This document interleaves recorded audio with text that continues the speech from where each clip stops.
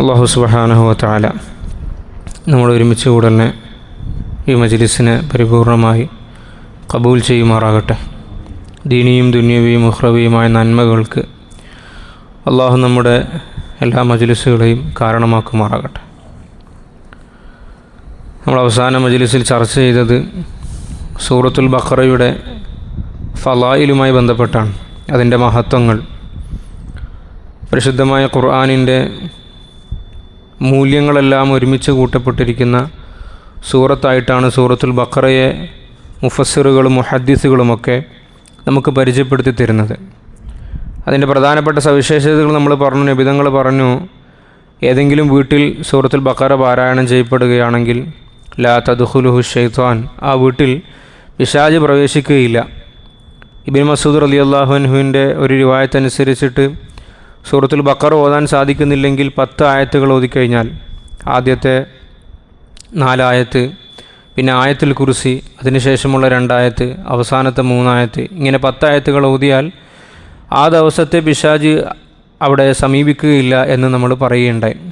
അതുപോലെ കാണാം, വലാ യുഖ്റആനി അലാ മജ്നൂനിൻ ഇല്ലാ അഫാഖ, ഒരു ബുദ്ധിക്ക് എന്തെങ്കിലും കേടുകൾ സംഭവിച്ച, ഇടങ്ങേറ് സംഭവിച്ച, മാനസികമായ ബുദ്ധിമുട്ട് അനുഭവിക്കുന്ന ആളുകളുടെ മേൽ സൂറത്തുൽ ബഖറ പാരായണം ചെയ്താൽ, അല്ലെങ്കിൽ ഈ പറയപ്പെട്ട 10 ആയത്തുകൾ പാരായണം ചെയ്യപ്പെട്ട് കഴിഞ്ഞാൽ അതിന് ശമനമുണ്ടാകും എന്നും ഇബ്നു മസ്ഊദ് റളിയല്ലാഹു അൻഹു പറയുകയുണ്ടായി.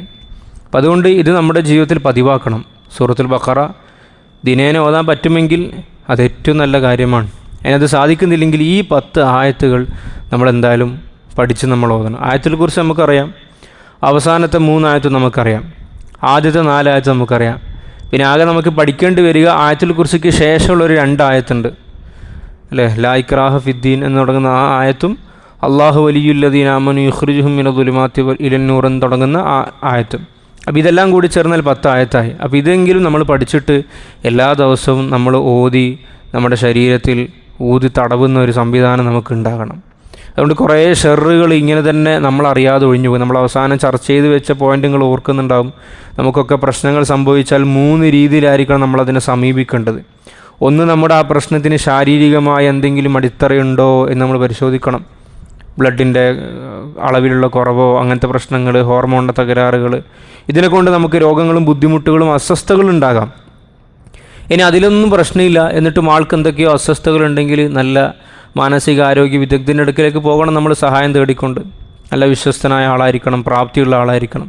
അപ്പോൾ ചിലപ്പോൾ നമ്മൾ ചെറിയ വിഷമങ്ങളും സങ്കടങ്ങളൊക്കെ നമ്മളെ മനസ്സിലത് നീറി പുകഞ്ഞിട്ട് പലതരം രോഗങ്ങളായിട്ട് മാറും. നമ്മൾ സൈക്കോസൊമാറ്റിക് ഡിസോർഡേഴ്സ് എന്നാണ് നമ്മൾ പറയുക. ബാഹ്യമായിട്ട് ഒന്നും ഉണ്ടാവില്ല ആൾക്ക്. ഇതിൻ്റെ ഏറ്റവും വലിയ എഫക്റ്റൊക്കെ ആദ്യം നമ്മൾ കാണിക്കുന്ന നടുവിനാണ് കാണിക്കുന്നത്. നടുവേദന ഉണ്ടാവും, കാലുവേദന ഉണ്ടാവും, തലവേദന ഉണ്ടാവും. പക്ഷെ ടെസ്റ്റ് ചെയ്ത് നോക്കി, MRI വരെ എടുത്ത് നോക്കി, പ്രശ്നങ്ങളൊന്നും കാണുന്നില്ല. അപ്പോൾ നമ്മൾ കരുതും എന്താ ഇത് സംഭവിക്കുന്നത്. അപ്പോൾ ഇതായിരിക്കും കാരണം. നമ്മളെ ബോഡിയിൽ ഈ പറഞ്ഞ പോലെ നമ്മൾ വേദനകൾ, സങ്കടങ്ങളൊക്കെ അമിതമായി ഉൽപ്പാദിപ്പിക്കപ്പെടുമ്പോൾ കോർട്ടിസോൾ എന്ന് പറയുന്ന ഹോർമോണാണ് ഉൽപ്പാദിപ്പിക്കുക, സ്ട്രെസ് ഹോർമോൺ. ഈ കോർട്ടിസോൾ ഉൽപ്പാദിപ്പിച്ച് കഴിയുമ്പോൾ നമ്മളെ ഇമ്മ്യൂണിറ്റി കുറയും, രോഗപ്രതിരോധ ശേഷി കുറയും. അപ്പോൾ അതാണ് നമ്മൾ രണ്ടാമതായി നോക്കേണ്ടത്. അങ്ങനെ എന്തെങ്കിലും നമ്മുടെ ഉള്ളിൽ വിഷമങ്ങളും സങ്കടങ്ങളുണ്ടോ, അപ്പോൾ നല്ലൊരു തെറാപ്പിയൊക്കെ എടുത്തു കഴിഞ്ഞാൽ ചിലപ്പോൾ അത് ക്ലിയറായി പോകേണ്ടതാണ്. എന്നിട്ടും ആൾക്ക് ഒരു മാറ്റമില്ല, അങ്ങനെ നോക്കുമ്പോഴും പ്രശ്നങ്ങളൊന്നും ഇല്ല എങ്കിൽ സാധ്യതയുണ്ട് കണ്ണീർ തട്ടിയതാകാം, സിഹ്ർ ബാധിച്ചതാകാം, പൈശാചികമായ ബുദ്ധിമുട്ടുകൾ ഉണ്ടാകാം. പിന്നെ ഇത് ഉണ്ടായാൽ തന്നെ എന്താ ഇതിൻ്റെ പരിഹാരം? ഇനി പരിഹാരം അള്ളാഹു റസൂൽ സല്ലല്ലാഹു അലൈഹി വസല്ലം നിങ്ങൾ പഠിപ്പിച്ചത് ഖുർആനിൻ്റെ ആയത്തുകൾ, നബവിയായ ദുആക്കൾ, ശരീഅത്തിൻ്റെ മുലാസമ, ശരീഅത്തിൻ്റെ നിയമങ്ങൾ മുറുകെ പിടിക്കുക. ഇതല്ലാതെ വേറൊരു ചികിത്സ ശർഈയായ വകുപ്പിലില്ല. പിന്നെ നമ്മളത് അവസാനം പറഞ്ഞ നിങ്ങൾ ഓർക്കുന്നുണ്ടാകും. പിന്നെ ഓരോരാളും പറയുന്നുണ്ടെങ്കിൽ അത് അവനവൻ്റെ കണ്ടുപിടുത്തമാണ്. അത് ശർഈനോട് യോജിച്ചതുണ്ടാകാം, യോജിക്കാത്തതുണ്ടാകാം. അത് നമ്മുടെ ഈമാനും അമലുകളും ഒക്കെ നശിപ്പിക്കുന്ന രൂപത്തിലേക്ക് ആക്കാൻ സാധ്യതയുണ്ട്. അതുകൊണ്ട് തന്നെ നമ്മൾ എന്ത് ചെയ്താൽ മതി? നമുക്ക് സംശയമാണല്ലോ, നമുക്ക് ഇങ്ങനത്തെ ഷെറ് ബാധിച്ചിട്ടുണ്ടോ, ശൈത്താൻ്റെ ഷെറുണ്ടോ. ഇനി അത് ഉണ്ടെങ്കിൽ തന്നെ പോകാനുള്ള മരുന്നാണെന്ത്? ഈ പറയപ്പെട്ട ദുആക്കൾ, ഈ പറയപ്പെട്ട സൂറത്തുകൾ. അതുകൊണ്ട് സൂറത്തുൽ ബഖറ നമ്മൾ മുറുകെ പിടിക്കേണ്ടതുണ്ട്. മറ്റേ റിവായത്തിൽ അബൂ ഹുറൈറ റളിയല്ലാഹു അൻഹു പറയുന്നു, റസൂൽ സല്ലല്ലാഹു അലൈഹി വസല്ലം തങ്ങൾ ഒരു സംഘത്തിനെ യാത്രയാക്കി. അപ്പോൾ ഒരുപാട് ആളുകളുണ്ട്. അവർ ഇതിൻ്റെ ഒരാളെ അമീറായിട്ട് നിശ്ചയിക്കണമല്ലോ, തലവനായിട്ട് നിശ്ചയിക്കണം, കാര്യങ്ങളൊക്കെ നിയന്ത്രിക്കാൻ വേണ്ടി. നബി തങ്ങൾ ഓരോ ആളുകളോടും അവർ പഠിച്ച ഖുർആൻ്റെ ഭാഗങ്ങൾ ഓതി കേൾപ്പിക്കാൻ വേണ്ടി പറഞ്ഞു. നിങ്ങൾ എത്ര പഠിച്ചിട്ടുണ്ട്? ഓരോ ആളുകളും അങ്ങനെ ഓതി. അങ്ങനെ ഒരു ചെറുപ്പക്കാരൻ്റെ അടുക്കിലേക്ക് എത്തി. ആ ആൾ ഇവരെ കൂട്ടത്തിൽ ഏറ്റവും പ്രായം കുറഞ്ഞ ആളാണ്. മുതിർന്ന ഒരുപാട് സഹാബാക്കളുണ്ട്. അദ്ദേഹത്തിനോട് ചോദിച്ചു, മാ മാക്ക യാ ഫുലാൻ, നീ എന്താ പഠിച്ചിട്ടുള്ളത് ഖുർആൻ എന്ന് ചോദിച്ചപ്പോൾ അദ്ദേഹം പറഞ്ഞു, മഈ കഥാ വ കഥാ വ സൂറത്തുൽ ബഖറ, ഞാൻ ഇന്ന സൂറത്തൊക്കെ പഠിച്ചിട്ടുണ്ട്, അതിൻ്റെ കൂടെ സൂറത്തുൽ ബഖറയും പഠിച്ചിട്ടുണ്ട് എന്ന് പറഞ്ഞപ്പോൾ നബി തങ്ങൾ പറഞ്ഞു, ഇസ്ഹബ് ഫഅൻത അമീറുഹും, നീയാണ് അതിൻ്റെ അമീറാകേണ്ടത്. കാരണം സൂറത്തുൽ ബഖറ പഠിച്ചിട്ടുണ്ടെങ്കിൽ അയാൾ ശറഇൻ്റെ ഒരുപാട് നിയമങ്ങൾ പഠിച്ച മനുഷ്യനായി. ആ കൂട്ടത്തിൽ പറയുന്നുണ്ട്, പിന്നെ ഒരു മുതിർന്ന വ്യക്തി പറഞ്ഞു, ഞങ്ങൾക്കും സൂറത്തുൽ ബഖറ പഠിക്കണമെന്നൊക്കെ ആഗ്രഹം ഉണ്ടായിരുന്നു, ഞങ്ങൾക്ക് പഠിക്കാൻ പറ്റുമായിരുന്നു, പക്ഷെ നമ്മൾ പഠിക്കാതിരിക്കുന്നതിൻ്റെ കാരണം എന്താണെന്നറിയോ, ഖശീതു അല്ല അഖൂമ ബഹ, പഠിച്ചിട്ട് ഇതിപ്പോൾ അതനുസരിച്ച് അമൽ ചെയ്യാൻ പറ്റിയില്ലെങ്കിലോ, അങ്ങനെ ഒരു ഭയമുള്ളത് കൊണ്ട് ഞങ്ങൾ എന്ത് ചെയ്തില്ല, പഠിച്ചില്ല. അങ്ങനെയുണ്ട് ചില ആൾ. നിങ്ങളെന്താ ഖുർആൻ പഠിക്കാതെ, നിങ്ങൾക്ക് ഖുർആൻ പഠിക്കാനുള്ള കഴിവുണ്ടല്ലോ, അല്ലെങ്കിൽ ദീൻ്റെ കാര്യങ്ങൾ പഠിക്കാനുള്ള കഴിവുണ്ടല്ലോ, അതിപ്പോൾ പഠിച്ചിട്ട് നമുക്ക് അതനുസരിച്ച് അമൽ ചെയ്യാൻ പറ്റിയിട്ടില്ലെങ്കിലോ, അത് പിശാചിൻ്റെ ഒരു വഞ്ചനയാണത്. ഏതുപോലെ നിങ്ങളെന്താ വണ്ടി ഡ്രൈവിങ് പഠിക്കാത്തത്, ഡ്രൈവിങ് പഠിച്ചിട്ടെങ്ങാനും ആക്സിഡൻ്റ് ആയാലോ. അപ്പോൾ ഇദ്ദേഹം ഇങ്ങനെ പറഞ്ഞപ്പോൾ റസൂൽ സല്ലല്ലാഹു അലൈഹി വസല്ലം നിങ്ങൾ പറഞ്ഞു, തഅല്ലമുൽ ഖുർആന വഖറഉ, നിങ്ങൾ ഖുർആൻ പഠിക്കുകയും അത് ഓതുകയും ചെയ്യുക. ഒരാൾ പഠിച്ചിട്ട് അത് ഓതുന്നുണ്ടെങ്കിൽ ഏതുപോലെയാണ് അതിൻ്റെ ഉപമ, ഒരു കസ്തൂരി നിറക്കപ്പെട്ടൊരു പാത്രം, അതിന് മൂടിയില്ല, മൂടി തുറന്ന് വെച്ചിട്ടുണ്ടെങ്കിൽ എങ്ങനെ ഉണ്ടാവും, അതിൻ്റെ മണം എല്ലായിടത്തും പരക്കും അല്ലേ, ആ പാത്രത്തിന് മണം ഉണ്ടാവും, അതിൻ്റെ അടുത്ത് വരുന്നതൊക്കെ അതിൻ്റെ മണം കിട്ടും. ഇതുപോലെ ഖുർആൻ പഠിക്കുകയും അതനുസരിച്ച് അമൽ ചെയ്യുകയും ചെയ്താൽ അവനും നന്മ, ചുറ്റുവട്ടത്തുള്ള ആളുകൾക്ക് നന്മ. അതിനൊരാൾ ഖുർആൻ പഠിച്ചു, എന്തോ ചില സാഹചര്യങ്ങൾ കൊണ്ട് അതനുസരിച്ച് അമൽ ചെയ്യുന്നില്ല നിലവിൽ, അതിൻ്റെ ഉദാഹരണം ഏതുപോലെയാണ്, നബി തങ്ങൾ പറഞ്ഞു, അയാൾ ഒരു തോൽപാത്രത്തിൽ കസ്തൂരിയൊക്കെ നിറച്ചിട്ടുണ്ട്, അതിനെ കെട്ടിയിട്ടിട്ടുണ്ട് മുകളിൽ, അതുപോലെയാണ്. അപ്പോൾ എന്ന് ഇത് തുറക്കുന്നോ അതെന്ത് ചെയ്യും, ഈ സുഗന്ധം എല്ലാ ഭാഗങ്ങളിലേക്കും നീങ്ങാനുള്ള സാധ്യതയുണ്ട്. അതുകൊണ്ട് അമൽ ചെയ്യാൻ സാധിക്കാതിരിക്കുമോ എന്ന ഭയം കൊണ്ട് പഠിക്കാതിരിക്കൽ ന്യായമല്ല എന്നാണ് ഹബീബായ റസൂലുള്ളാഹി സ്വല്ലല്ലാഹു അലൈഹി വസല്ലം നിങ്ങൾ പറയുന്നത്. മറ്റൊരു ഹദീസിൽ നമുക്ക് ഇപ്രകാരം കാണാൻ വേണ്ടി സാധിക്കും. ബഹുമാനപ്പെട്ട ഉസൈദ് ബിൻ ഖുദൈർ റളിയല്ലാഹു തആല അൻഹു, അദ്ദേഹം ഒരിക്കലും രാത്രിയിൽ സൂറത്തുൽ ബഖറ പാരായണം ചെയ്യുമായിരുന്നു. പാരായണം ചെയ്യുമ്പോൾ അദ്ദേഹത്തിൻ്റെ അടുക്കൽ അദ്ദേഹത്തിൻ്റെ കുതിരയെ അദ്ദേഹം കെട്ടിയിട്ടിട്ടുണ്ട്. അദ്ദേഹത്തിൻ്റെ കുഞ്ഞാണെങ്കിൽ ഇവിടെ നടക്കുക ഇങ്ങനെ കിടക്കുകയും ചെയ്യുന്നുണ്ട്. സൂറത്തുൽ ബഖറ പാരായണം ചെയ്യുന്ന സമയത്ത് ജാലത്തിൽ ഫറസു, കുതിര ഇങ്ങനെ തുള്ളിക്കളിക്കാം, ആ കുതിരയ്ക്ക് ഇങ്ങനെ ഹാലളുകയാണ്. കുതിര ഒരു വല്ലാത്ത അവസ്ഥയിൽ ഇങ്ങനെ തുള്ളുകയും ചിഹ്നം അതിൻ്റെ ശബ്ദം ഉണ്ടാക്കുകയും ചെയ്യുന്നു. അദ്ദേഹം ഈ കുതിരൻ്റെ അവസ്ഥ കാണുമ്പോൾ ഓത്തൊന്ന് നിർത്തും, അപ്പോൾ കുതിരയും അനങ്ങാണ്ടിരിക്കും, വീണ്ടും ഓതും, വീണ്ടും അനങ്ങാതിരിക്കും. അപ്പോൾ അടുത്ത് കുഞ്ഞ് കിടക്കല്ലേ, വക്കാൻ ഇബ്നുഹു യഹ്യ ഖരീബൻ മിൻഹ, കുഞ്ഞ് യഹ്യ എന്ന് പറയുന്ന കുഞ്ഞ് അടുത്ത് കിടക്കുന്നുണ്ട്. അപ്പോൾ ഇതെങ്ങാനും തുള്ളിച്ചാടി കുഞ്ഞിന് അപകടം സംഭവിക്കുമോ എന്ന ഭയത്തിൽ അദ്ദേഹം എന്ത് ചെയ്തു, ഓത്ത് നിർത്തി. പക്ഷെ എന്താണ് ഇങ്ങനെ സംഭവിച്ചത് എന്ന് കാണാൻ വേണ്ടി റസൂൽ സല്ലല്ലാഹു അലൈഹി വസല്ലം തങ്ങളുടെ അടുക്കലേക്ക് ഇദ്ദേഹം പോവാണ്. അതിനു മുമ്പ് ഇദ്ദേഹം ആകാശത്തേക്ക് നോക്കുന്നുണ്ട് ഈ സംഭവമൊക്കെ നടക്കുന്നതിൻ്റെ ഇടയിൽ. അപ്പോൾ അദ്ദേഹം നോക്കുമ്പോൾ ഒരു തണൽ, ഒരു കാർമേഘം ഇങ്ങനെ താഴെ വന്ന് നിൽക്കുന്നത് പോലെ അദ്ദേഹത്തിന് അനുഭവപ്പെടുന്നു. അദ്ദേഹം കാണുന്നു. പിറ്റേന്ന് നബിതങ്ങളോട് വന്നു വിഷയം നബിതങ്ങളോട് പറയുകയുണ്ടായി. അപ്പോൾ തങ്ങൾ പറഞ്ഞു, നിങ്ങൾ എന്തിനാണ് ഓതാതിരുന്നത്, അതെന്താണെന്ന് നിങ്ങൾക്കറിയുമോ, തിൽക്കൽ മലായികതു ദനത് ലിസൗതിക, ഉസൈദെ നിങ്ങൾ പാരായണം കേട്ടപ്പോൾ അതിൻ്റെ ശബ്ദം വളരെ അടുത്ത് നിന്ന് കേൾക്കാൻ വേണ്ടിയിട്ട് മലക്കുകൾ താഴേക്ക് ഇറങ്ങി വന്നതാണ് എന്ന് മുഹമ്മദ് റസൂലുള്ളാഹി സ്വല്ലല്ലാഹു അലൈഹി വസല്ലം. നിങ്ങളെങ്ങാനും രാവിലെ വരെ അത് ഓതിയിരുന്നുവെങ്കിൽ നാട്ടുകാർക്ക് മുഴുവൻ അത് കാണാമായിരുന്നു ആ കാഴ്ച. അപ്പോൾ കുതിര എന്തുകൊണ്ട് ബുദ്ധിമുട്ടി, ഈ മലക്കുകളുടെ താഴോട്ടുള്ള വരവും ആ കാർമേഘം താഴോട്ടേക്കുള്ള വരവിൻ്റെ ചില സിഗ്നലുകൾ, മലക്കിൻ്റെ പ്രസൻസ് ആർക്ക് മനസ്സിലാക്കാൻ വേണ്ടി പറ്റി, മൃഗങ്ങൾക്ക് മനസ്സിലാക്കാൻ വേണ്ടി പറ്റും. നമുക്ക് മനസ്സിലാകാൻ പറ്റാത്തത് ചിലപ്പോൾ എന്ത് ചെയ്യും, മൃഗങ്ങൾക്ക് മനസ്സിലാവും. നിങ്ങൾ പലപ്പോഴും ശ്രദ്ധിച്ചിട്ടുണ്ടാകും, ഈ എന്തെങ്കിലും പ്രകൃതി ദുരന്തങ്ങൾ വരുന്നതിന് മുൻപ്, അല്ലാഹു എല്ലാ നാടുകൾക്കും ആഫിയത്ത് കൊടുക്കട്ടെ, സമാധാനവും സക്കീനത്തൊക്കെ കൊടുക്കട്ടെ, ആ നാട്ടിലെ ചില മൃഗങ്ങളൊക്കെ അവിടുന്ന് കൂട്ടമായി പലായനം ചെയ്യുന്നതായി കാണാം. അപ്പോൾ എന്താ കാര്യം, ഈ പ്രകൃതി ദുരന്തമൊക്കെ ഉണ്ടാകുന്നതിന് മുമ്പ് ഭൂമിയിൽ ചില റേഡിയേഷനും വേവ്സും ഉണ്ടാവും, തരംഗങ്ങളുണ്ടാവും. അത് മനുഷ്യന്മാർക്ക് എന്ത് ചെയ്യാൻ കഴിയില്ല, ചിലപ്പം പിടിച്ചെടുക്കാൻ കഴിയില്ല, ഈ മൃഗങ്ങൾക്ക് പിടിച്ചെടുക്കാൻ വേണ്ടി സാധിക്കും. ഈ അർത്ഥത്തിലാണ് ബഹുമാനപ്പെട്ട റസൂൽ സല്ലല്ലാഹു അലൈഹി വസല്ലം തങ്ങൾ ആ സഹാബിയോട് ഈ വിഷയം പറഞ്ഞത്. അപ്പോൾ ഏതായാലും നമുക്ക് അതിൻ്റെ മഹത്വം നമ്മൾ പറഞ്ഞു. ഇനി നമുക്കതിൻ്റെ ആ സൂറത്തിലേക്ക് കിടക്കാം. ബിസ്മില്ലാഹിർ റഹ്മാനിർ റഹീം. അലിഫ് ലാം മീം ദാലികൽ കിതാബു ലാ റൈബ ഫീഹി ഹുദൽ ലിൽ മുത്തഖീൻ. അലിഫ് ലാം മീം. എന്താണ് അലിഫ് ലാം മീം എന്ന് പറഞ്ഞാൽ? 3 അക്ഷരങ്ങളാണ് അറബിയിലെ. അലിഫ്, ലാമ് മീം. ഇത് നമ്മൾ ഹറൂഫുൽ മുഖത്തഅ എന്നാണ് പറയുക. ഇങ്ങനെ ഖുർആൻ ഷരീഫിലെ പല സൂറത്തുകളും ആരംഭിക്കുന്നത് ചില അക്ഷരങ്ങൾ കൊണ്ടാണ്. ഇപ്പോൾ അലിഫ് ലാം മീം. ആലി ഇമ്രാൻ തുടങ്ങുന്നത് അലിഫ് ലാം മീം അല്ലാഹു ലാ ഇലാഹ ഇല്ലഹുൽ ഹയ്യുൽ ഖയ്യൂം. ചില സൂറത്ത് അലിഫ് ലാം റ, ചിലത് അലിഫ് ലാം മീം സ്വാദ്, ചിലത് സ്വാദ് ഉണ്ട്, നൂൻ, ഖാഫ്, കാഫ് ഹാ യാ ഐൻ സ്വാദ്, അല്ലേ? ഇങ്ങനെ പല രീതിയിലും തുടങ്ങുന്നതായി കാണാം. അപ്പോൾ എന്താണ് ഇതിൻ്റെ ഉദ്ദേശം? മുഫസ്സിരികൾ ഇതിന് പല അഭിപ്രായങ്ങൾ പറഞ്ഞിട്ടുണ്ട്. ഒരു അഭിപ്രായം എന്ന് പറയുന്നത്, പല തഫ്സീറുകളിലും പ്രബല അഭിപ്രായമേ കൊടുത്തിരിക്കുന്നത്, അല്ലാഹു അഅലമു ബി മുറാദിഹി ബിദാലിക്. ഇതിൻ്റെ അർത്ഥം നമുക്ക് അറിയില്ല. ഇതുകൊണ്ട് അള്ളാഹു എന്താണ് ഉദ്ദേശിക്കുന്നത്, അലിഫ് ലാം മീമിൻ്റെ അർത്ഥം എന്താണ്, ത്വാഹ എന്നുള്ളതിൻ്റെ അർത്ഥം എന്താണ്, യാസീൻ എന്നുള്ളതിൻ്റെ അർത്ഥം നമുക്കറിയില്ല. അള്ളാഹു തആല ചില അറിവുകൾ ഖുർആൻ ഷരീഫിൽ നിന്നും അള്ളാഹു തആല അത് അള്ളാഹുവിൻ്റെ മാത്രം പരിധിയിൽപ്പെട്ടതാണെന്ന് പറഞ്ഞിട്ടുണ്ട്. അപ്പോൾ ഒരു ചോദ്യമുണ്ട്, എന്താന്ന് ഖുർആൻ ഇറക്കിയ എന്തിനാ? ഖുർആൻ ഇറക്കിയ എന്തിനാ?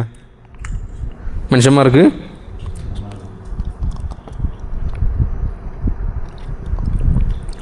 സന്മാർഗം കിട്ടണം. മനുഷ്യന്മാർക്ക് സന്മാർഗം കിട്ടണമെങ്കിൽ ഇതെന്താന്ന് പറയുന്നത് തിരിയണ്ടേ? എന്താന്ന് പറയുന്നത് തിരിയാണ്ട് അങ്ങനെ ഇതായിട്ടില്ലേ?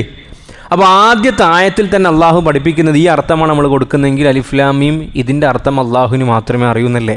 അപ്പോൾ എങ്ങനെ മനുഷ്യന്മാർക്ക് ഹിദായത്തിട്ട? അള്ളാഹു ആദ്യം പറയുന്നത്, ഈ വ്യാഖ്യാന പ്രകാരം ആദ്യം അള്ളാഹു നമ്മോട് പറയുന്നത് എന്താണെന്നറിയോ? മനുഷ്യ, എല്ലാം നീ അറിയണമെന്ന് എന്ത് ചെയ്യേണ്ട ആവശ്യമില്ല, വാശി പിടിക്കേണ്ട. എല്ലാം നീ അറിയേണ്ടതുമല്ല, എല്ലാം അറിഞ്ഞതുകൊണ്ട് നിനക്ക് നേട്ടമില്ല. ചിലത് നീ അറിയണം. എല്ലാം അറിയുന്നവൻ ഞാൻ മാത്രമാണ്. നിനക്ക് എന്താണോ അറിയേണ്ടത് അത് ഞാൻ നിനക്ക് അറിയിച്ചു തരും. നിങ്ങൾ ആലോചിക്കട്ടെ, ഈ ഭൂമിയിൽ എല്ലാ കാര്യങ്ങളും നമ്മൾ അറിഞ്ഞാലുള്ള അവസ്ഥ എന്തായിരിക്കും? നമ്മൾ സാധാരണ കുറേ പഠിക്കണം, കുറേ അറിയണം എന്നൊക്കെ നമ്മൾ പറയാറുണ്ട്. സാധാരണ കുറേ അറിഞ്ഞാൽ ബുദ്ധിമുട്ടാണ്. വൈൻ കുന്ത ലാ തദ്രി ഫതിൽക മുസീബത്തുൻ വൈൻ കുന്ത തദ്രി ഫൽ മുസീബത്തു അഅ്ലമു. നിങ്ങൾക്ക് ഒന്നും അറിയില്ല എങ്കിൽ അതൊരു പ്രശ്നമാണ്. നിങ്ങൾക്ക് ഒരു വിവരവുമില്ല, അതൊരു പ്രശ്നമാണ്. വൈൻ കുന്ത തദ്രി, നിങ്ങളെങ്ങാനും അറിയാൻ തുടങ്ങിയാൽ ഫൽ മുസീബത്തു അഅ്ലമു, പ്രശ്നം അതിഗുരുതരമാണ്. കാരണം ഓരോ വിഷയങ്ങൾ നമ്മൾ പഠിക്കാൻ വേണ്ടി തുടങ്ങുമ്പോൾ നമ്മൾ കാണുന്ന കാഴ്ചക്ക് പല പെർസെപ്ഷനും പല ആംഗിളും പല വ്യൂവും വരും. അപ്പോൾ നമ്മൾ കൂടുതൽ ബേജാറാകുകയാണ് ചെയ്യുക. അപ്പോൾ അല്ലാഹു തആല ആദ്യം തന്നെ പറഞ്ഞേക്കുന്നത് എന്താണ്? അടിമേ, നിനക്ക് ഉപകാരമുള്ളത് നീ അറിയേണ്ടത് ഞാൻ അറിയിച്ചു തരും. അതിൻ്റെ അപ്പുറത്തേക്ക് നീ എന്ത് ചെയ്യണ്ട, ആ അതിർത്തി കടക്കാൻ നീ ആഗ്രഹിക്കണ്ട. അതാണ് അലിഫ് ലാം മീം എന്നതിൻ്റെ ഒരു ഉദ്ദേശമെന്ന് മുഫസ്സിരികൾ പറഞ്ഞിട്ടുണ്ട്. മറ്റൊരു അഭിപ്രായം പറഞ്ഞിരിക്കുന്നത് ഇത് സൂറത്തുകളുടെ പേരാണ് എന്ന് പറഞ്ഞിട്ടുണ്ട്. അതായത് അലിഫ് ലാം മീം സൂറത്ത്, ത്വാഹ സൂറത്ത്, യാസീൻ സൂറത്ത്, നമ്മളങ്ങനെ പറയില്ലേ, യാസീൻ ഓതി എന്നല്ല നമ്മൾ പറയല്. അതായത് ആ സൂറത്തിൻ്റെ ഒരു പേരായിട്ടാണ് നമ്മളതിനെന്ത് ചെയ്യാറുള്ളത്, ഉപയോഗിക്കാറുള്ളത്. അങ്ങനെ ചില ആളുകൾ പറഞ്ഞിട്ടുണ്ട്. ചിലർ പറഞ്ഞു ഇത് അള്ളാഹുവിൻ്റെ ഇസ്മുകളിൽപ്പെട്ട ഇസ്മാണ്. അള്ളാഹുവിന് കുറേ പേരുകളുണ്ടല്ലോ, കുറേ ഇസ്മുകളിൽ അള്ളാഹുവിന് റഹ്മാൻ റഹീം എന്നൊക്കെ പറയുന്ന കുറേ ഇസ്മുകളുള്ളതുപോലെ ആ ഇസ്മുകളിൽപ്പെട്ട ഒരു ഇസ്മാണ് അലിഫ് ലാം മീം. അലിഫ് ലാം റ, കാഫ് ഹാ യാ ഐൻ സ്വാദ് അള്ളാഹുവിൻ്റെ ഇസ്മുകളിൽപ്പെട്ട ഒരു ഇസ്മാണ് എന്ന് പറഞ്ഞവരുമുണ്ട്.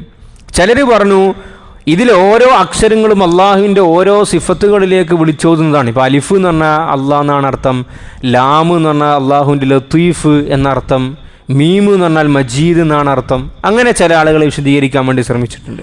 ചുരുക്കി പറഞ്ഞു കഴിഞ്ഞാൽ ഈ വ്യാഖ്യാനങ്ങളൊക്കെയും ഇതിന് സ്വീകരിക്കാൻ വേണ്ടി പറ്റും, പ്രശ്നമൊന്നുമില്ല. പക്ഷേ ഇതിൽ ഈ അക്ഷരങ്ങൾക്ക് ഇന്നത് മാത്രമാണ് തഫ്സീർ എന്ന് നമുക്ക് ഉറപ്പിച്ച് പറയാൻ സാധിക്കൂല. ഇതെല്ലാം അതിന് പറ്റും. വേറെ ഇതിൻ്റെ മേലെ വലിയൊരു സംഭവം മുഫസ്സിറുകൾ പറഞ്ഞത് എന്താണെന്നറിയോ? അതായത് ഖുർആൻ ആദ്യം ഇറക്കി കൊടുക്കുന്നത് അറബുകൾക്കല്ലേ. അറബുകൾ എന്ന് പറഞ്ഞു കഴിഞ്ഞാൽ അറബി ഭാഷയിലെ സാമ്രാട്ടുകളാണ്. അറബി ഭാഷ സെക്കൻഡുകൾ കൊണ്ട് അവർ കവിതകൾ ഉണ്ടാക്കും, മറ്റുള്ളവരെ പാടി തോൽപ്പിക്കും, അത്രയും വലിയ കഴിവുള്ള ആളുകളാണ്.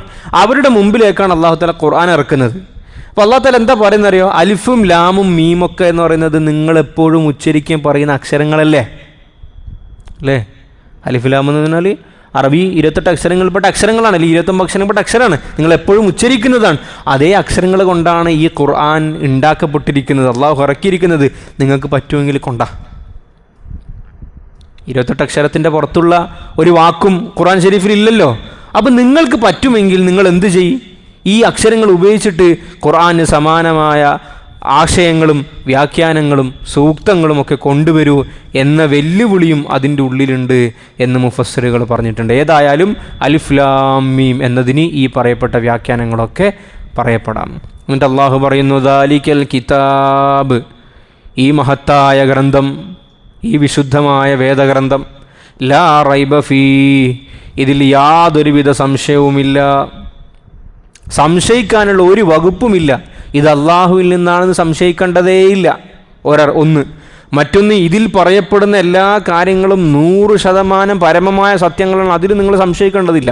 അപ്പോൾ അല്ലാഹു തആല ഖുർആൻ പഠിക്കാൻ വേണ്ടി പോകുന്ന ഒരാൾക്ക് ആദ്യമായി ഉറപ്പ് കൊടുക്കുകയാണ്. നമ്മൾ ലോകത്തെ ഏത് പുസ്തകം എടുത്ത് വായിക്കുമ്പോഴും ആ പുസ്തകത്തിൽ പറയപ്പെട്ട കാര്യങ്ങൾ ശരികളുണ്ടാകാം, തെറ്റുകളുണ്ടാകാം, തിരുത്തലുകൾക്ക് വിധേയമാകാം, അല്ലേ? പുസ്തകമൊക്കെ കഴിഞ്ഞ് കഴിഞ്ഞാൽ അവസാനത്തിൽ അല്ലെങ്കിൽ ആമുഖത്തിൽ തന്നെ അതിൻ്റെ ഗ്രന്ഥകർത്താവ് പറയുന്ന ചില വാചകങ്ങളുണ്ട്. ഏറെക്കുറെ എല്ലാ പുസ്തകങ്ങളും നിങ്ങൾക്ക് കാണാൻ പറ്റും. അതിൻ്റെ ഓഥർ പറയും, ഞാൻ ഇത്ര ഇന്ന സാഹചര്യത്തിലൊക്കെയാണ് ഈ പുസ്തകങ്ങളൊക്കെ എഴുതിയിട്ടുള്ളത്, നിങ്ങൾ വായിച്ചിട്ട് ഇതിനെക്കൊണ്ട് ഉപകാരം ഉണ്ടെങ്കിൽ നല്ലതെന്നൊക്കെ പറയും. എന്നിട്ട് പറയും, ഈ ഗ്രന്ഥത്തിൽ നിങ്ങൾ എവിടെയെങ്കിലും തിരുത്തുകളും പിശകുകളും കാണുന്നുണ്ടെങ്കിൽ നിങ്ങൾ എന്ത് ചെയ്യണം? ചില പുസ്തകത്തിൻ്റെ ബാക്കിലത്തെ പേജിൽ 2 എക്സ്ട്രാ പേജ് കൊടുത്തിട്ടുണ്ടാവും. പേജ് നമ്പർ, ഏത് വരിയിലാണ് തെറ്റ്, എന്താണ് തെറ്റ്, എന്നിട്ട് അതെടുത്തിട്ട് നിങ്ങൾ എനിക്ക് ഇമെയിൽ ചെയ്യുക, അല്ലെങ്കിൽ നിങ്ങൾ എന്നെ കോൺടാക്റ്റ് ചെയ്യുക എന്ന് എല്ലാ എഴുത്തുകാരും പറയും. എന്താ കാര്യം എന്നറിയോ? എഴുതുന്ന എനിക്കും അറിയാം, പ്രസംഗിക്കുന്ന എനിക്കും അറിയാം, എന്തിനുള്ള സാധ്യത ഉണ്ട്? പെശക് പറ്റാനുള്ള സാധ്യത ഉണ്ട്. കാരണം അയാൾ 2026 പുസ്തകം എഴുതുന്നുണ്ടെങ്കിൽ അയാൾക്ക് 2026 വരെ ലഭിച്ച വിവരത്തിൻ്റെ അടിസ്ഥാനത്തിലുള്ള എഴുത്താണത്.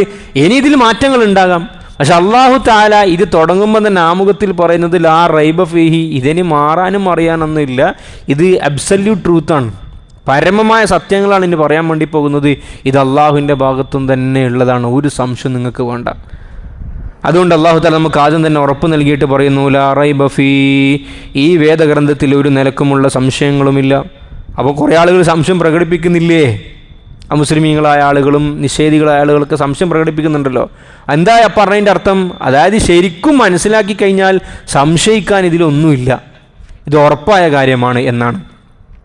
ഹുദല്ലിൽ മുത്തഖീൻ, ഇത് അള്ളാഹുവിനെ സൂക്ഷിക്കാൻ ഉദ്ദേശിക്കുന്ന ആളുകൾക്ക് വഴികാട്ടിയാണ്. ഒരാൾക്ക് അള്ളാഹു എന്തെല്ലാം കാര്യങ്ങൾ പറഞ്ഞ് അള്ളാഹുവിൻ്റെ തൃപ്തി നേടണമെന്ന് ആഗ്രഹിക്കുന്നുണ്ടോ അയാൾക്കുള്ള വഴികാട്ടിയാണ് ഈ പരിശുദ്ധമായ ഖുർആൻ എന്ന് അള്ളാഹു തആല ഈ ആമുഖത്തിൽ പറയുകയുണ്ടായി. അപ്പോൾ എന്താ തഖ്വ എന്ന് പറഞ്ഞാൽ? തഖ്വ എന്ന് പറഞ്ഞാൽ അതിൻ്റെ അടിസ്ഥാനപരമായ ലക്ഷ്യമെന്ന് പറയുന്നത് ഇംതിസാലു അവാമിരില്ല വജ്തിനാബു നവാഹിഹി, അള്ളാഹു പറഞ്ഞ കാര്യങ്ങളെ ജീവിതത്തിൽ പ്രാവർത്തികമാക്കുക, അള്ളാഹു ഉപേക്ഷിക്കണമെന്ന് പറഞ്ഞ കാര്യങ്ങളെ ജീവിതത്തിൽ നിന്ന് വിടുക. ഇതാണ് തഖ്വ എന്ന് പറയുന്നത്. ബഹുമാനപ്പെട്ട ഉമർ ഇബ്നുൽ ഖത്താബ് റളിയല്ലാഹു തആല അൻഹു ഉബയ്യ് ഇബ്നു കഅബ് റളിയല്ലാഹു അൻഹു ചോദിച്ചു, എന്താണ് മഹാനവറുകളെ തഖ്വ എന്ന് പറഞ്ഞാൽ? തഖ്വ വേണം എന്നൊക്കെ അല്ലേ നമ്മൾ പറയുന്നത്?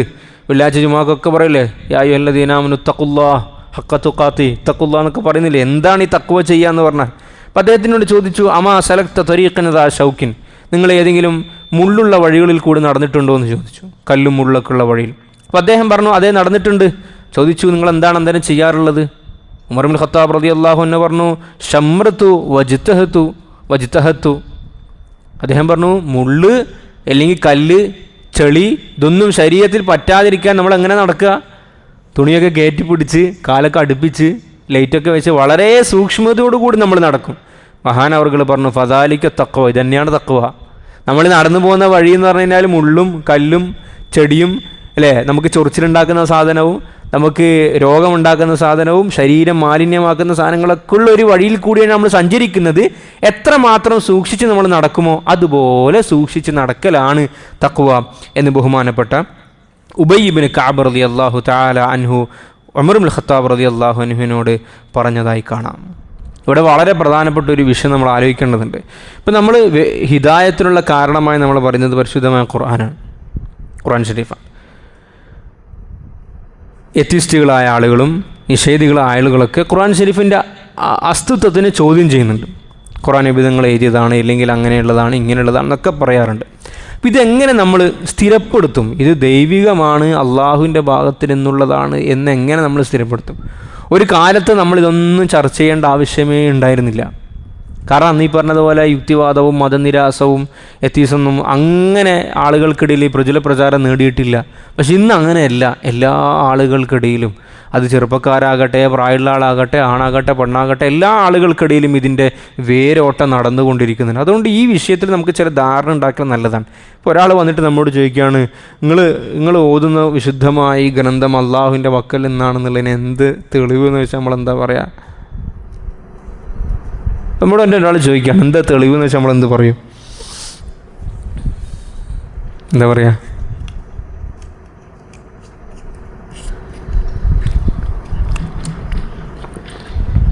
ഒന്ന് പറഞ്ഞു നോക്ക്. ആ, ചരിത്ര സംഭവം ഉള്ളതുകൊണ്ട് അള്ളാഹുവിൻ്റെ വക്കൽ എന്നാണെന്ന് അങ്ങനെ തെളിവാവും. അല്ല, ഇയാൾ പ്രവാചകൻ വിശ്വസിക്കുന്ന ആളല്ല.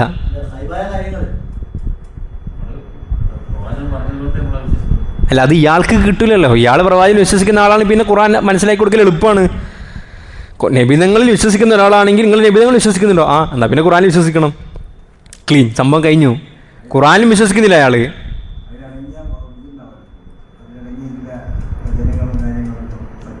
നിങ്ങൾ അയാൾ എങ്ങനെ അതാണ് അയാൾ നിങ്ങൾ എങ്ങനെ ഇപ്പം നിങ്ങൾ ജോലി സ്ഥലത്ത് പോകുന്നു, പണിക്ക് പോകുന്നു, ഇങ്ങനെ ഒരാളെ നിങ്ങൾ സംസാരിക്കുന്നു, നിങ്ങൾ എങ്ങനെ അയാളെ മനസ്സിലാക്കി കൊടുക്കാൻ വേണ്ടി ശ്രമിക്കും?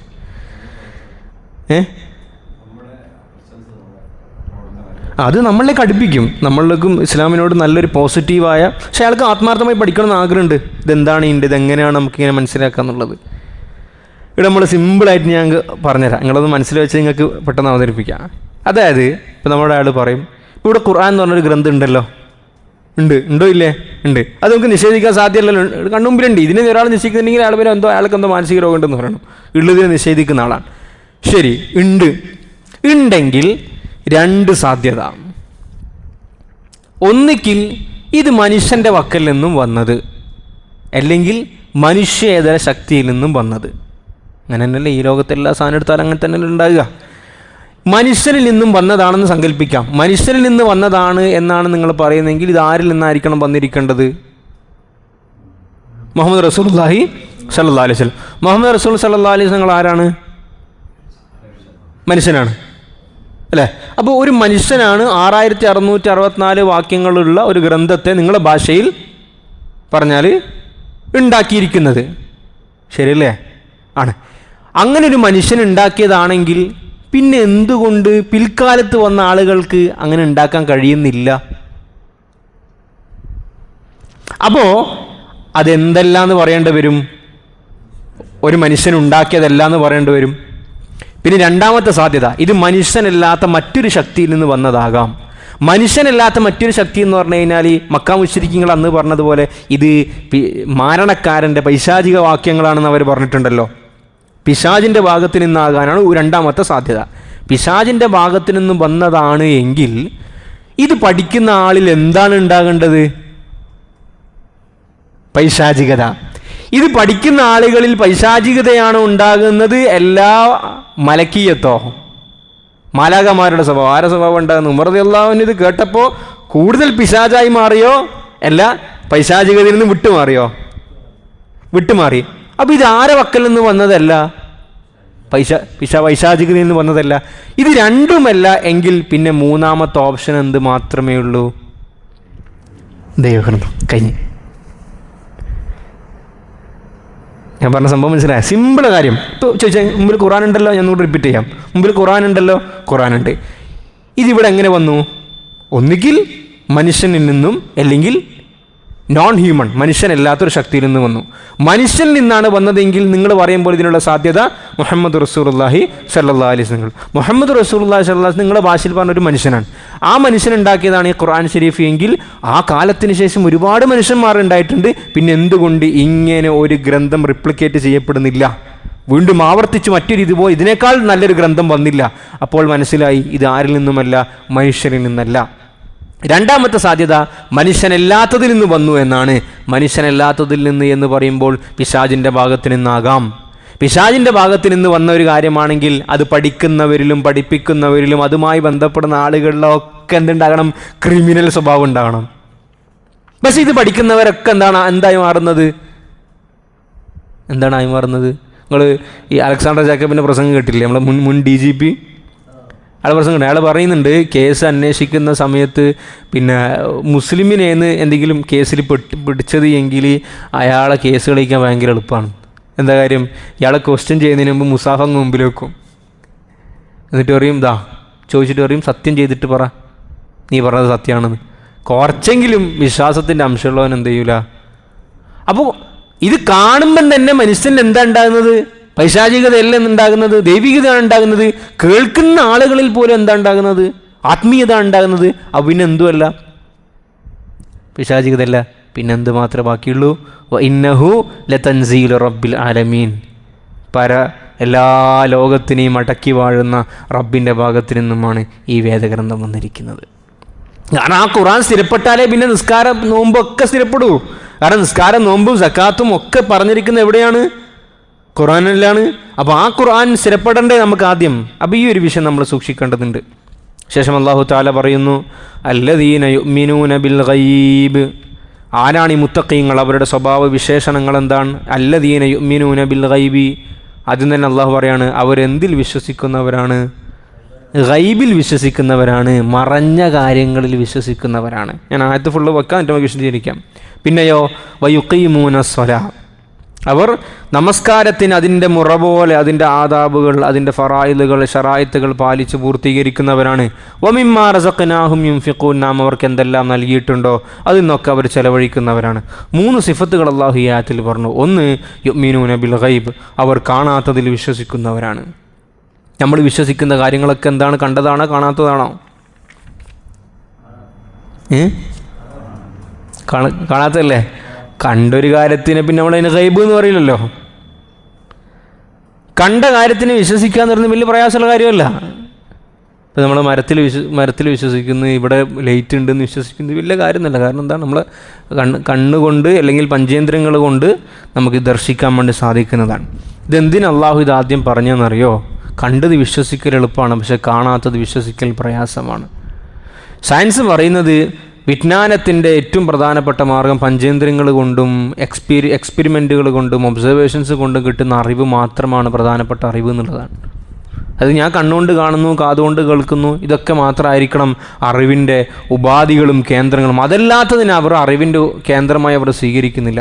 പക്ഷെ ഇസ്ലാം പറയുന്നത് അറിവ് ലഭിക്കാനുള്ള മാർഗങ്ങൾ പഞ്ചേന്ദ്രിയങ്ങളും പഠനങ്ങളും മാത്രമല്ല, അതിൻ്റെ ഒരു ഭാഗമാണ്. ഇപ്പം നമ്മൾ സെൻസ് ഓർഗൻസ് കൊണ്ട് കാണുന്നതും എക്സ്പെരിമെൻ്റൊക്കെ അതിൻ്റെ ഒരു ഭാഗമാണ്. പക്ഷേ മൂന്നാമതൊരു കാര്യമുണ്ട് ഇതിൽ. എന്താണ് മൂന്നാമത്തെ കാര്യം എന്ന് പറയുന്നത്? ടെസ്റ്റിമണിയാണ്. അതായത് ഖബറു സാദിഖ് എന്ന് പറയും.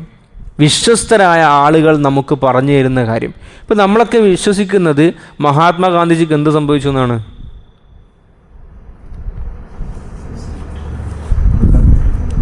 ഗാന്ധിജി അസാസിനേറ്റഡ് അല്ലേ? നാഥുറാം വിനായക് ഗോഡ്സെ കൊന്നതാണെന്ന് നമ്മൾ ഇത് ശാസ്ത്രീയമായി തെളിയിക്കപ്പെട്ടിട്ടുണ്ടോ?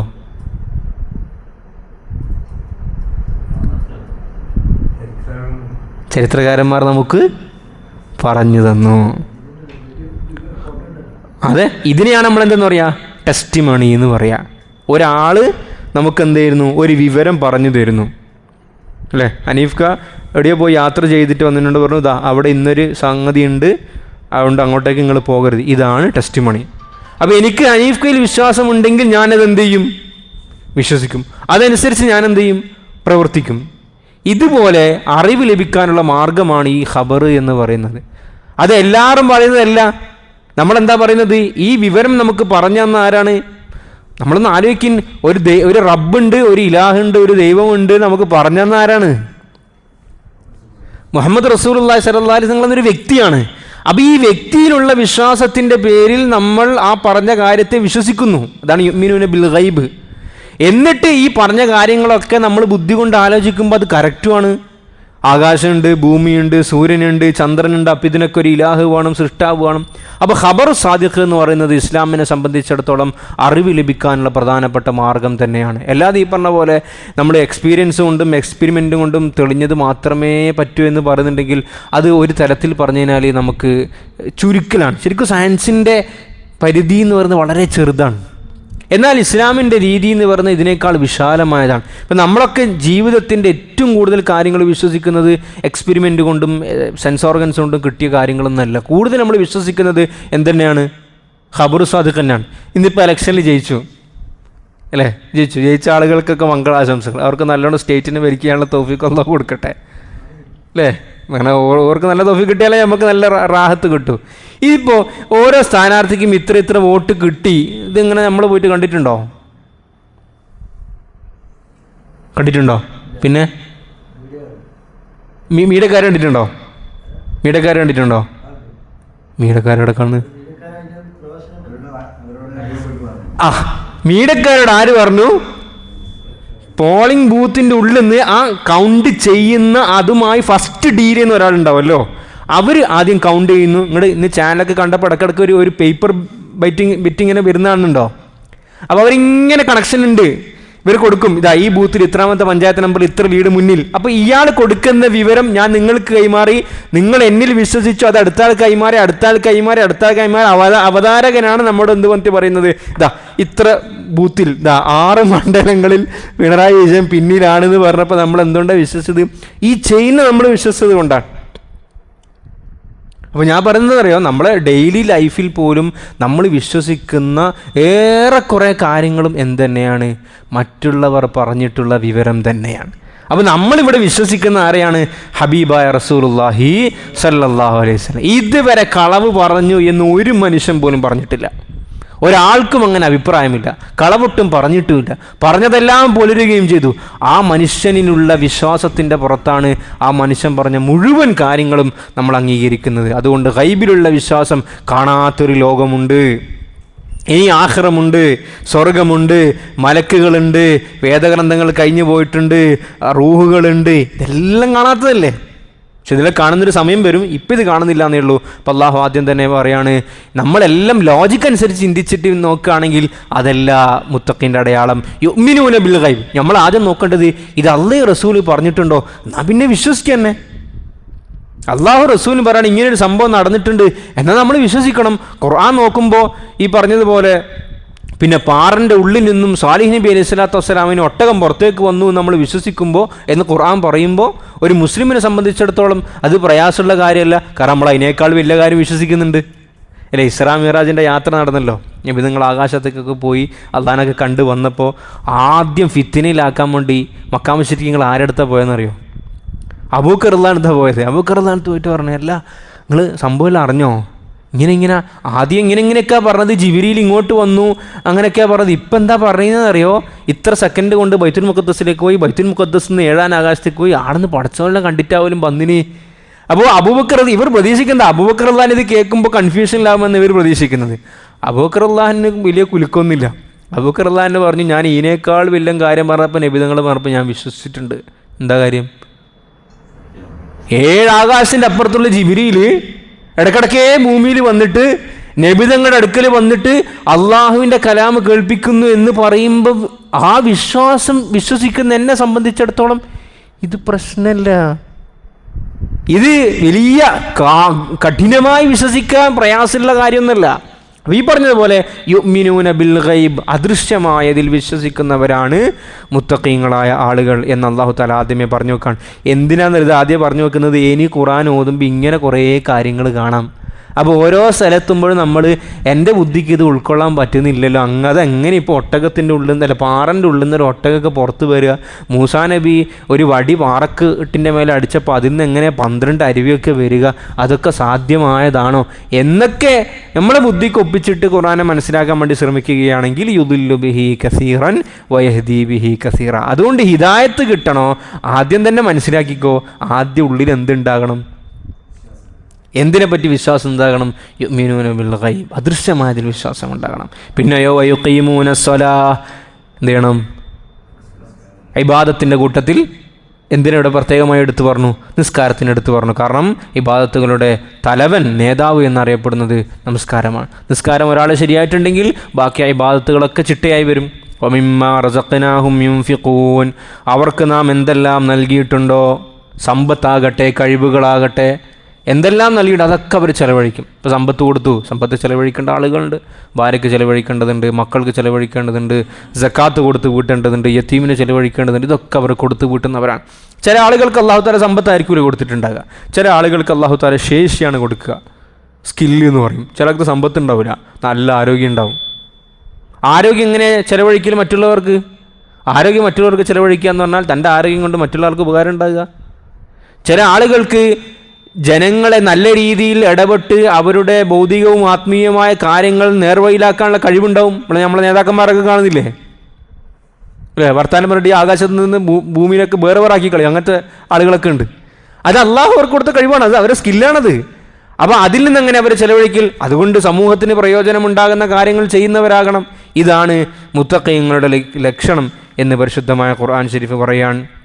വല്ലദീന യുഅ്മിനൂന ബിമാ ഉൻസില ഇലൈക, അതുപോലെ തന്നെ നബിയെ അങ്ങേക്കിറക്കപ്പെട്ട പരിശുദ്ധമായ ഖുർആനിൽ അവർ പൂർണ്ണമായി വിശ്വസിക്കുന്നു. വമാ ഉൻസില മിൻ ഖബ്ലിക, അങ്ങേക്ക് മുമ്പ് ഇറക്കപ്പെട്ട വേദഗ്രന്ഥങ്ങളിലും വിശ്വസിക്കുന്നു. ഇപ്പോൾ മറ്റ് നമ്മൾ യഹൂദികൾ നസാറാക്കളൊക്കെ പരിശോധിക്കുമ്പോൾ അവരിൽ കാണുന്നൊരു പ്രശ്നം എന്താണെന്നറിയോ?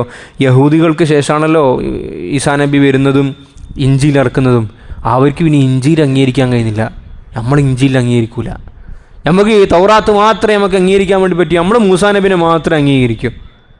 ഇനി ഇഞ്ചീലിലെ ആളുകളെ സംബന്ധിച്ചിടത്തോളം ഞങ്ങൾ മൂസാ നബിനെ അംഗീകരിക്കൂല, അല്ലെങ്കിൽ ഞങ്ങൾ തൗറാത്ത് അംഗീകരിക്കും. അതായത് ഒരു വേദഗ്രന്ഥത്തിൻ്റെ ആളുകൾ മറ്റൊരു വേദഗ്രന്ഥത്തിൻ്റെ ആളുകൾ എന്ത് ചെയ്യുന്നില്ല? അംഗീകരിക്കുകയും വിശ്വസിക്കുകയും ചെയ്യുന്നില്ല. ഒരു പ്രവാചകനിൽ വിശ്വസിക്കുന്നവർ മറ്റൊരു പ്രവാചകനിൽ വിശ്വസിക്കുന്നില്ല. ഇത് സത്യത്തിൽ ഇതാരെ നിഷേധിക്കലാണ്? തൗറാത്ത് ഇറക്കിയതാരന്നെ, ഇഞ്ചീൽ ഇറക്കിയതാരന്നെ. അപ്പോൾ അള്ളാഹു തആല നമ്മളെ പറ്റി പറയുന്നത് ഒരു യഥാർത്ഥ മുത്തഖിയാണെങ്കിൽ നമ്മളെങ്ങനെ വിശ്വസിക്കേണ്ടതെന്നറിയോ? അള്ളാഹു എന്തെല്ലാം വേദഗ്രന്ഥങ്ങൾ ഇറക്കിയിട്ടുണ്ടോ അതിലൊക്കെ നമ്മൾ വിശ്വസിക്കുന്നു. പറഞ്ഞാൽ അതെല്ലാം അള്ളാഹുവിൽ നിന്നുള്ളതാണെന്ന് വിശ്വസിക്കുന്നു. പക്ഷെ പിൻപറ്റൽ എന്ത് മാത്രമേ ഉള്ളൂ? ഖുർആൻ മാത്രമേ ഉള്ളൂ. എല്ലാ നബിമാരെയും നമ്മൾ വിശ്വസിക്കുന്നു. ആദം നബി അലൈഹി സ്വലാത്തു വസ്സലാം മുതൽ അള്ളാഹു തആല ഏതെല്ലാം നബിമാർ, അവസാനം ഈസാ നബി അലൈഹി സ്വലാത്തു വസ്സലാം വരെയുള്ള എത്ര പ്രവാചകന്മാരെ അയച്ചിട്ടുണ്ട്, ആ പ്രവാചകന്മാരിലൊക്കെ നമ്മൾ വിശ്വസിക്കുന്നു. പക്ഷെ നമ്മൾ പിൻപറ്റൽ ഏതിനെ മാത്രമേ ഉള്ളൂ? അല്ലേ? ഇതാണ് ഇസ്ലാമിൻ്റെ പോളിസി. അല്ലാതെ നമ്മൾ ഖുർആൻ അംഗീകരിക്കുന്ന ആളായതുകൊണ്ട് തൗറാത്തിനെ വിമർശിക്കുക, ഖുർആൻ അംഗീകരിക്കുന്ന ആളായതുകൊണ്ട് ഇഞ്ചീലിനെ വിമർശിക്കുക ഇല്ല. ഇഞ്ചീൽ ഈസാ നബിക്ക് ഇറക്കി കൊടുത്തതാണെന്ന് നമ്മൾ വിശ്വസിക്കുന്നു. അത് ഇഞ്ചീൽ ഹക്കാണെന്ന് നമ്മൾ വിശ്വസിക്കുന്നു. അങ്ങനെയാണ് കേട്ടോ. ബൈബിൾ ഹക്ക് എന്നല്ലേ? ബൈബിൾ എന്ന് പറഞ്ഞു കഴിഞ്ഞാൽ ഇഞ്ചീലിൻ്റെ കൈകടത്തലുകൾ വന്ന വേർഷനാണ്. അതിലെല്ലാം നമ്മൾ വിശ്വസിക്കുന്നത്. ഈസാ നബിക്ക് ഇറക്കിക്കൊടുത്തൊരു ഇഞ്ചീലില്ലേ, ആ ഇഞ്ചീൽ നമ്മൾ വിശ്വസിക്കുന്നു. മൂസാ നബി അലൈഹി സ്വലാത്തു വസ്സലാം ഇറക്കിക്കൊടുത്തൊരു തൗറാത്ത് ഉണ്ടല്ലോ, പഴയ നിയമമല്ല. പഴയ നിയമം എന്നിട്ടാണ് ഇവർ തൗറാത്തിൽ ഇപ്പോൾ അവതരിപ്പിക്കുന്നത്. തൗറാത്തിൽ പഴയ നിയമത്തിൽ കൂട്ടിക്കലർത്തലുകളും ചേർക്കലുകളും വന്നിട്ടുണ്ട്. അതിലല്ല, മൂസാ നബിക്ക് ഇറക്കി കൊടുത്ത ഏതൊരു തൗറാത്തുണ്ടോ ആ തൗറാത്തിൽ നമ്മൾ വിശ്വസിക്കുന്നു. അങ്ങനെ നമ്മളെല്ലാ പ്രവാചകന്മാരിലും. എന്നിട്ട് അല്ലാഹു പറയുന്നു, വബിൽ ആഖിറതി ഹും യൂഖിനൂൻ, ആഖിറത്തിനെ സംബന്ധിച്ച് അവർ ദൃഢമായി വിശ്വസിക്കുന്നവരാണ്. ഇതെല്ലാം കഴിഞ്ഞിട്ട് ഒരു സ്ഥലത്തേക്ക് നമുക്ക് പോകാനുണ്ട്. ഇവിടുത്തെ ഒച്ചപ്പാടും ബഹളവും കുഴപ്പവും കുലുമാലും ഇടപാടും കൊടുക്കലും വാങ്ങലും ഒക്കെ കഴിഞ്ഞിട്ട് ഇതിൻ്റെ ഒക്കെ നേർ വെളിച്ചം വെളിവാകുന്ന ഒരു സ്ഥലമുണ്ട്. അതാണ് ആഖിറം. അത് ദൃഢമായി വിശ്വസിക്കുന്ന ആളുകളാണ്. അപ്പം എന്തൊക്കെ അല്ലാഹു തആല പറഞ്ഞു?